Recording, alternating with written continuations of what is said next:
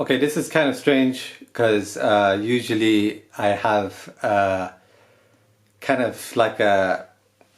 So usually when I make a video explaining like a concept or something, I have a kind of like bullet points ready to... Usually I have bullet points of what I'm going to talk about so I don't get muddled up or confused. And I expand on those bullet points as I talk to the camera. But today I thought, let me try something different and, let me just turn on the camera and just talk to it. Because it's kind of like a reflection video. It's more like, it's not a concept I've learnt about, anything that I wanted to share. It's more of just something I've been thinking about. And yeah, let me see how it goes. So what I've been thinking about is basically, when we are inflicted with pain, whatever pain that might be, you know how we're inflicted with pain, whatever it may be self-inflicted or inflicted by others. Could be anything, depends on you. But the pain, when you hold it, sort of becomes poison that runs through your body, if that makes sense. To explain this better, maybe I should give an example. Say you're at work and one of your colleagues says something mean to you, it hurts your ego, and you carry that pain with you because of what he said. Now, what I've been thinking about was, when we carry this pain with us, there seems to be two states in which we can express this pain to release it from our system. So the first state is self-destruction, engaging in self-destructive behaviors. For example, I might start doing drugs and drinking to kind of numb myself, or I might drown in self-pity and keep it bottled in. I tend to engage in self-destructive behavior when I feel down, and I'm sure a lot of you guys do too. It's the more kind of easier way to relieve yourself of the pain, because you're not really, I guess you're not really affecting anyone else, you're only hurting yourself. There must be some kind of psychology behind why we do it. I'm not sure why, but it is a common method of dealing with holding pain. I hope I explained that properly. Now, the second method of dealing with holding pain would be, I guess, in a way it is a form of displacement, which is like a defense mechanism explained by Freud. It's expressing it outwards rather than inwards. So expressing it like on another person. So same scenario, say a colleague has insulted my ego and I'm holding this, this pain within me. I'll take it out on someone else. So I don't know, like someone might just say hi to me, but because I'm holding this poison inside, I might explode on them, which is very stupid. But this is also something I recognize within myself. Sometimes when I feel irritated or something, I'll kind of, to release that energy, I guess, I'll express it onto someone else. And that is much, in my opinion, much worse than, self-destruction. Because you're actually harming someone else. So hopefully I explained that one properly as well. Now, I will say these two states are not exclusive, you can engage in both. So, me for example, if I'm holding some pain or something within me, I will be self-destructive sometimes, and other times, particularly when it's associated with anger, actually, yeah, that's another point I want to make, sorry. I know I don't have bullet points, so kind of all over the place. So when it's more associated with sadness, you engage more in self-destructive behavior. Whereas where it's more associated with anger, you kind of feel the need to express it onto others. And like I said, these two states are not exclusive, you can do both.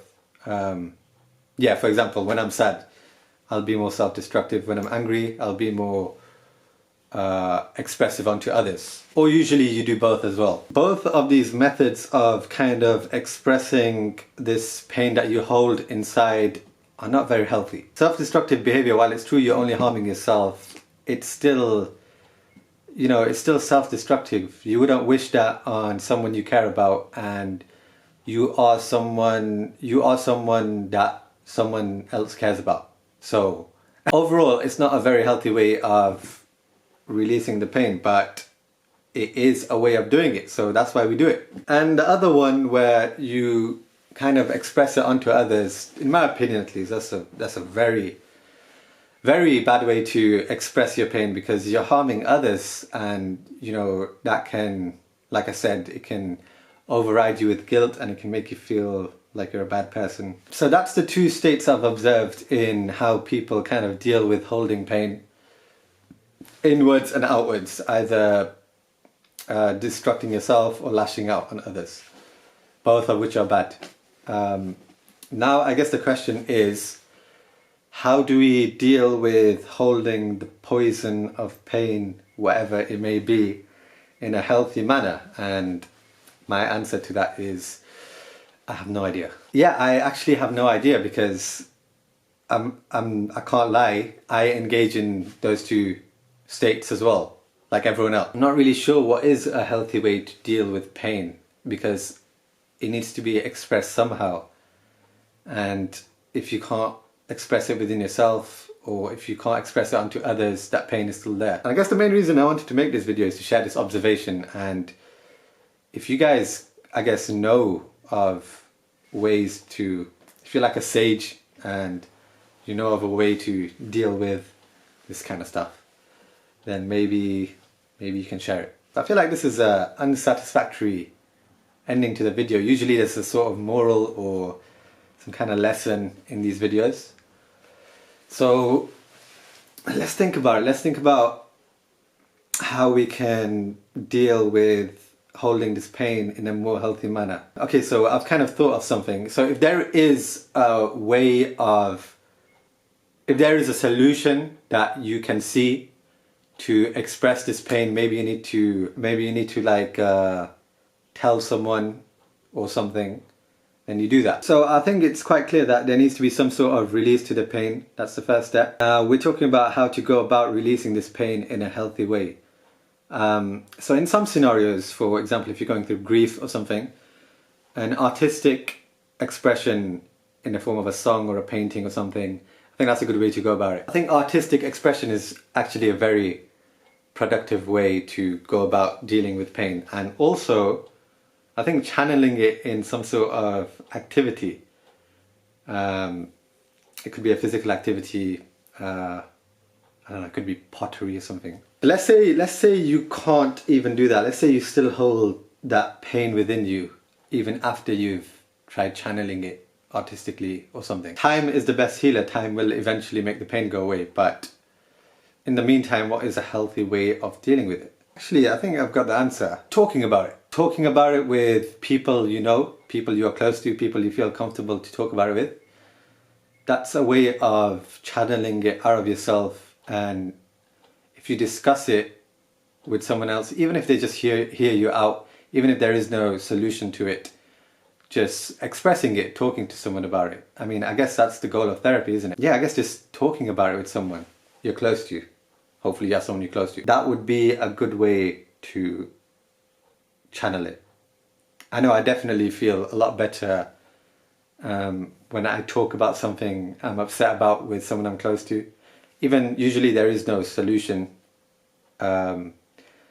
Just, you know, getting it out of myself, expressing it in a healthy way to someone I care about. I think that's a good way to go about it. So I guess we did come up with a solution in a way, but I still want to hear what you guys think, what you guys would think would be a good way of expressing it. So to summarize this, because I feel like it is all over the place, a person is inflicted with some sort of pain.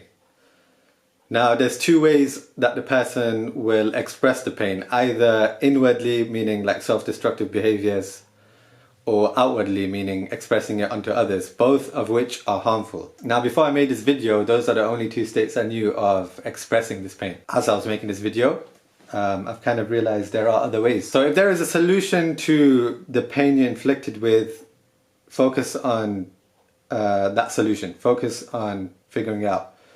But let's say there is no solution. Let's say someone you know has passed away or something and you're feeling a lot of grief. To channel that pain, instead of self-destructive behaviour or expressing it onto others in a negative way, artistic expression is a very good idea. You know, you're doing something creative out of it, and it doesn't have to be artistic as well. It could be, I mean, it could be anything. It could be mountain walking or something. The other thing I mentioned was time overall heals the pain. Time heals all wounds. And of course, the main one I mentioned is whatever your pain is, to talk about it with someone you feel comfortable talking about it with.